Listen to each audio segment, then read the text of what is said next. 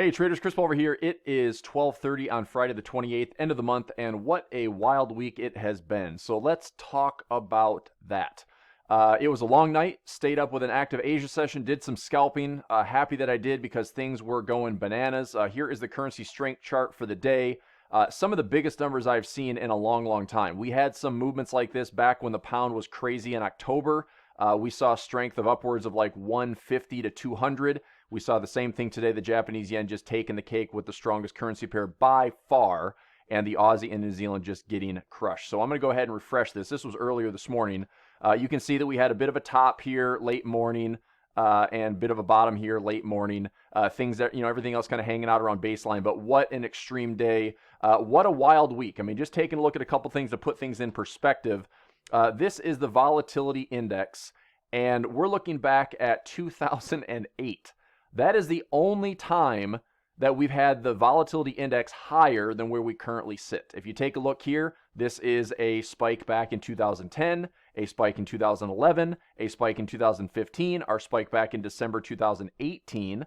That was January 2018, and current levels, and this literally happened this week. We jumped from our start of the week, which, by the way, we gapped higher, and we've really just seen absolute chaos, bloodshed, mayhem. It's been horrific. But at the same time, heightened volatility, crazy amounts of movement in the market, and certainly opportunity up for grabs. So what was my night spent doing last night?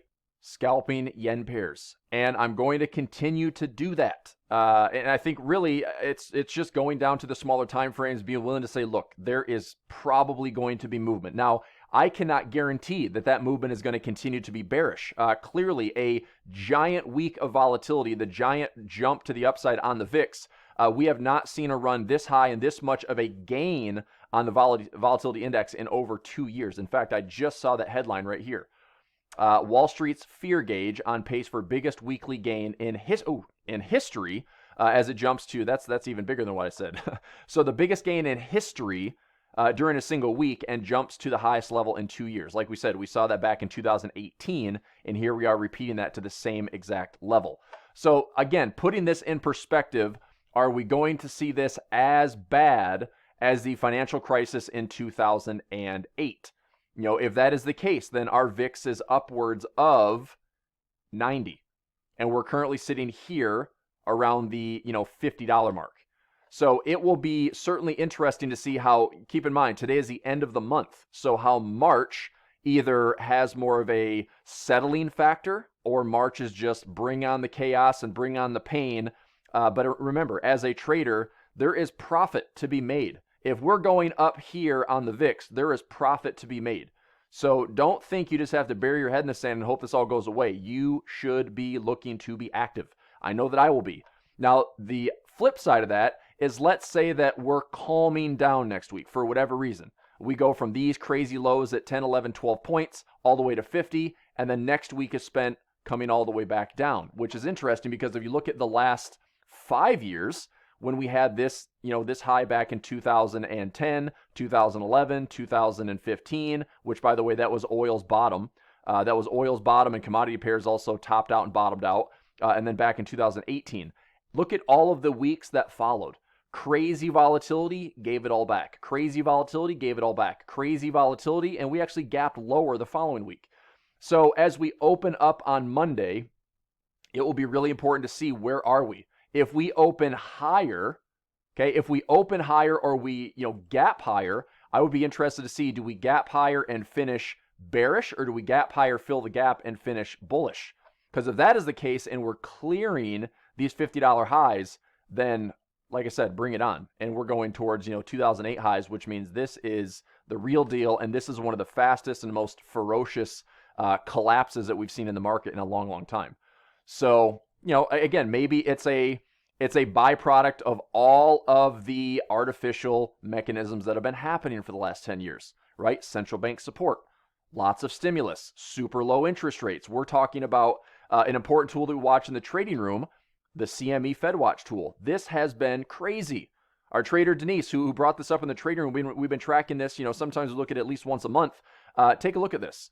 Yesterday, I saw this at the end of the day as high. This was right here. It had this which is looking at a rate cut going into March 2020. This was a 90+% probability yesterday towards the end of the day, but we ended up settling back down. But look, there is a 53% chance that the Fed is going to cut rates at least 25 basis points next month. And there is a 47% chance that they will cut even deeper. And again, that makes for an interesting conversation of, well, how do we expect the dollar to fall? Here's a good way. If the Fed cuts 25 basis points or cuts 50 basis points, that should be a pretty extreme dose of dovishness into the markets. And, even with, quote, safe haven, this is kind of the reassurance that the market would need to show that they still had the support of central banks around the world.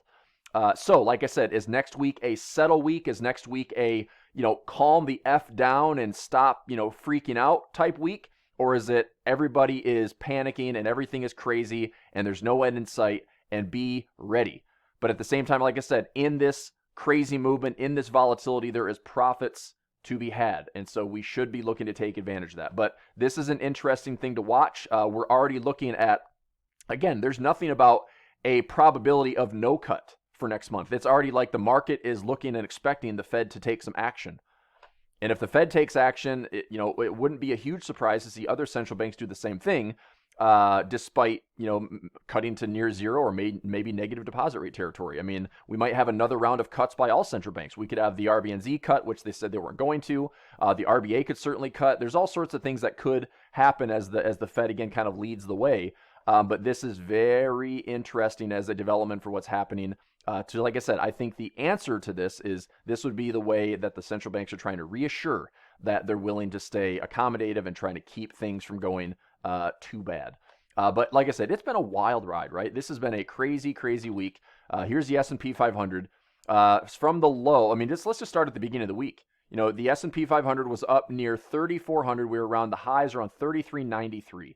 3,393 to the low of this week at the low of 28.55. So 33.93 minus 28.55, and then you divide that by the high, 33.93.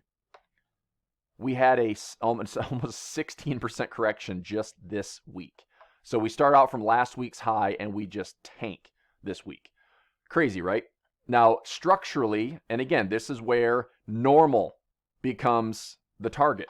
Take a look at what this market has offered for the last couple of years. This goes back to 2011. This goes back to 2015. This goes back to 2018. Notice the significance with the bottoms in the market and the tops on the volatility index. I'll go back to that VIX. You see the difference? 2011, 2015, 2018. Let's go to the SPX. 2011, 2015, right in here, and 2018. So what I'm saying is we are approaching and fast approaching a major, major technical support level. All right. And so, I said this earlier this week, I thought perhaps the 8 to 10% level would be the number on the daily chart that offers technical corrections. But instead, it looks like we might just be going straight down to this weekly, and that weekly gets us somewhere in that 20% zone. If we end up, let's say we find the 200 moving average on a weekly chart. Well, currently that value is 26, what is it right here? I've got the indicator up. 200 is 2667. Okay, so let's do the math. 2667. So we have 3393 minus 2667. 3393, that's the high. We'd have a 21.4% correction. We're talking about 19% right here, just over 19% there. We would have just over a 21% correction there. But every time we've seen those VIX reversals, they've been at the 200 exponential moving average. So again, I'm not trying to be optimistic. I'm not trying to be pessimistic. I'm just saying that technically there is a reason that we might have a little bit of more, onslaught coming, and it would just be down to this moving average zone. And we have the volatility index. It's amazing to see that correlation with the bottoms in the market and where we are relative to that VIX and where we are relative to the stock market technicals. So that's at least my thought. I wanted to put a little bit of, obviously rationale behind what the heck is going on. This has been a wild and crazy day. Volatility and daily trading ranges have jumped significantly this week, and it's okay. I mean, I'm sitting here. I mean, I'll show you my live account. I'm sitting here in some positions in my live account, and they're not glamorous. They're not great. I mean, I'm in some drawdowns, okay? But I'm also willing to weather the storm, not be irrational, and know that, I trade small for a reason. I'm not adding anything. I'm not, heavily scaling in. I'm just waiting, right? I'm waiting for some confirmation to show me that the sun will come out. We're going to live to see another day. I mean, do I have to get my hazmat suit, my PPE, and my mask? In fact, it was interesting. I was at a breakfast this morning, like a fundraiser breakfast, and it's everybody that's not even in the markets has no idea it's like. They're talking about coronavirus. It's like, it is sentiment, right? This is absolute sentiment. And one thing I thought was really interesting is you have to remember, how long have the bearish sentiment analysts out there been talking about a top? And we've also seen very little participation as the market has continued to grind higher. This bottom to this high was the proverbial melt up. So we're seeing this melt up amongst bearish sentiment, and it's just happening all at the same time. So again, I'm trying to shed a little bit of optimism here. There is a reason that the market could find participants at the 20% level. Technically, there's a lot of reasons for it. Because think about who missed out on that run right there. A lot of traders, a lot of big money that was bearish as far as the sentiment goes. It just happens so fast. But if there's a reason to buy on sale, if there's reason to buy a dip, technically speaking, this would be a really healthy dip. So perhaps we are headed a little bit lower, and we might start off March on a sour note. But with this giant candle, and I'm looking at this as also a massive pocket, I wouldn't be surprised if the market can find its footing in this zone right here. All right, so that's kind of what I'm looking at from a technical side. What does that mean for us? Well, it means that early next week we might see more to the downside, which means there's probably going to be more JPY volatility. I would still look for bearishness on the yen. But, and I'm not going to promise direction here, right? If there's movement, period, we should be looking to trade it. That's what I'm going to do. So I will be down to like a 15-minute chart, a 5-minute chart. I'll be looking to trade these moves, because I do think if one thing that we can guarantee going into next week, there's probably going to be movement, right? And whether that movement is continuation or that movement is snapbacks, I don't know. But I would think that there's going to be some wild and crazy irrational moves that we've seen this week, and there's going to be wild and crazy irrational moves even further or back up. And that right there is our opportunity. So that's what I'm looking forward to for next week, is there will be opportunity. I want to try to take advantage of it. And as I'm sitting in some of my positions and as I'm sitting in some potential drawdowns, these are all manageable drawdowns percentage-wise. Okay, like I'm fine with this for now. I'm watching closely, but I'm not freaking out. It's not fun. I've watched my P&L fluctuate quite a bit over the last few days. But I also know that I can offset some of these with good trading. I can offset some of these with some good scalps. I can offset some of these by following the good volatility on currency pairs that I'm not exposed on. I'm only in, group positions here for about 8 trades, 8 currency pairs. I have 20 different options to go in and try to find some good trades and find some good volatility. If I focus on yen pairs, well, that's 7 currency pairs I can focus on. If I get 1 or 2 good ones, try to make a few hundred pips, maybe I bump up the trade size and the risk a little bit. Be willing to be precise, be willing to get in and get out, protect some aggressive profits. And if I don't like some of these positions, I can offset them. All right. But like I said, I'm going to maintain some of these because these have all been planned way in advance. And I'm not going to bail on these larger daily, weekly, decade-long, 20-year plus support resistance levels. I'm not going to bail on those yet. All right. So anyway, I just thought it's food for thought. I think this is important to discuss. I think it's important to get stuff like this out there because there's craziness happening and not a lot of people know what to do. When I have, family and friends contacting me about 401ks and what to do, it's like, I get it. Like, it's everywhere, right? You can't escape the news. You can't escape how bad this is going to be. We still don't know the full effect of the coronavirus. But from the technical perspective, are there willing buyers out there in this market? Yes. Do we have mechanisms that have prevented a financial crisis a decade ago? Yes. Are they still able to work? You would think so. right? Now, I'm not counting on that. I'm not betting on that. But I would say if the confirmation is there at this area, confirmation is there with V bottoms, V bottoms, V bottoms. If the VIX all of a sudden sharply declines from the highs this week at 50, then it's there. And we can take advantage of this. And this was just a cleansing of 20%. And the market's like, okay, now let's put in some technical lows. So that is something I'm going to be watching for next week.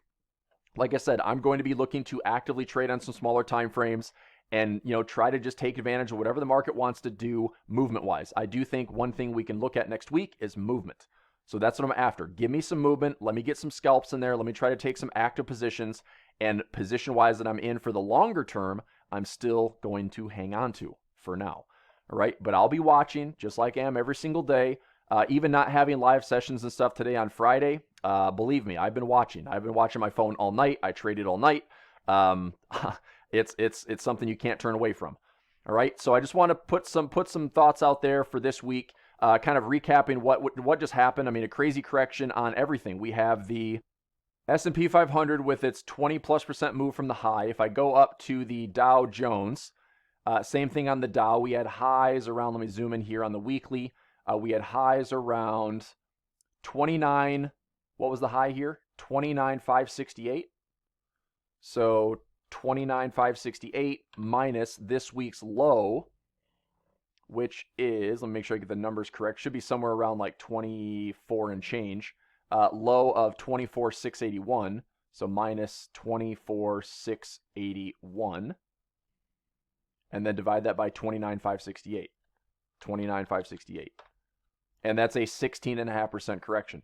So you might be reading out there like, oh, this is the biggest drop in history or the biggest point drop in history. Yeah, maybe it is. I don't know if I can verify that off the top of my head right now. But it's a massive point drop in a week. But percentage-wise, it's, again, technically speaking, perhaps offering the dip that nobody was taking here, right? The dip here was also dominated by a bearish sentiment and almost like a reluctance to follow along with the melt-up. So if there's still attraction in the stock market versus bonds, if there's still attraction, and I think that's where the uncertainty is like, is it still safe haven? And one thing we saw that was very counterintuitive this week was the euro. I just read an article overnight that the euro was actually being seen as risk off and safe haven trading, which, I mean, considering how the euro started off this year, you would think that's the last thing that's going to be safe haven. But look what happened. The euro went absolutely crazy this week. We're seeing euro Aussie straight down. This is insane on the daily chart. All these charts are nuts. Look at that. That's crazy, right? Straight down, straight up. You got to be friggin' kidding me. But this is what I love about the Forex market. We go straight up here. We figure out how to not go any higher. We figure out how to create some indecision there, and we work our way back down. So I again, just from the sheer technicals, I wouldn't be surprised if we come back up, try to test the high and fail, or we try to test the high and we poke our heads above it, we create more disagreement and we fail. And we drop back down to this level, we drop back down to this level, and there will be pips to grab right there. Okay? But it's just a crazy chart. I mean, the Euro Aussie, insane. The Euro CAD. Who remembers talking about the yearly pivot this year? I do, and guess what the game plan was? To buy it, trying to get to that yearly pivot. It friggin' hit it this week. This move literally started a week ago, and we went from the lows at 42.50 thinking like, man, this thing's going to go down to 40, and it jumps up all the way to that yearly pivot, which was sitting right there. So that is why we bought it here, and I damn sure well I wish I would have bought it right there, but I didn't because I didn't get my perfect double bottom, and that's my fault. But man, that's a great run. Amazing. But now what do we have? Now I see this. Left tip, center tip. More than likely, this will end up offering some profit taking. This will end up offering a pullback. So for the short-term trader, we can take advantage of that pullback. And for the longer-term position trader, you can use this as a structure swing to buy what I think now is pretty good support and resistance. This whole area is support. I think this whole area becomes future support. So left tip, center tip, right tip. And between 4,600 and 4,500, that looks very appealing for a push back up into this range, which gets us back up above 5,000. So pretty awesome stuff. And it's just, again, amazing to see it go straight down and straight up. 13 days, in fact, that we talked about. 13 straight days down and 7 to 8 days straight up, and it actually went higher to the upside. Bananas. Euro New Zealand. Straight up. Right up to these highs. Crazy. Euro dollar. You know, you couldn't get the euro to go up from 111 down to 110. Or I'm sorry, 111 down to 108. You could not get a single day of bullishness. And here we are, just squeeze all the way up to 1040. Now the question is, we have this year's pivot around 1220. We have last year's pivot around 1700. This is another super interesting trade. Look at this on the daily chart. Do you see how significant this is to get above these technical levels? If we break into this open space, this should be, if you're talking about safe haven trading and the euro is getting some bids for safe haven, then bring it on. Like, let's see the Fed cut some rates. Let's see this euro be the beneficiary, and let's rock and roll to 1700. Because one thing I will say, if this is going to happen, this is going to be super fast. If we're going from, 108 to 111 quickly, I mean, heck, we might go from 112 all the way to 117 with minor pullbacks. So this may open up a whole new arena of trading the euro to the upside. All right. But at the same token, we haven't broken the structure. So as wild as this run was, don't be surprised if the euro's like, oh yeah, let's go back down again. Right. And nothing really happens other than a lot of volatility, and the market still is contained within the structure. So this is to be determined, but we will figure out how to make an assessment, and we'll figure out how to find direction, and we'll figure out how to trade it. All right. So if you have any questions, thoughts, let me know. You've got my social media outlets: Facebook, Twitter, YouTube, Instagram. Let me know. I'm going to post this video everywhere. I think this is important, and I'll see everybody again on Monday for my weekly outlook. Have a fantastic weekend, and talk to you all very soon. Take care. Bye.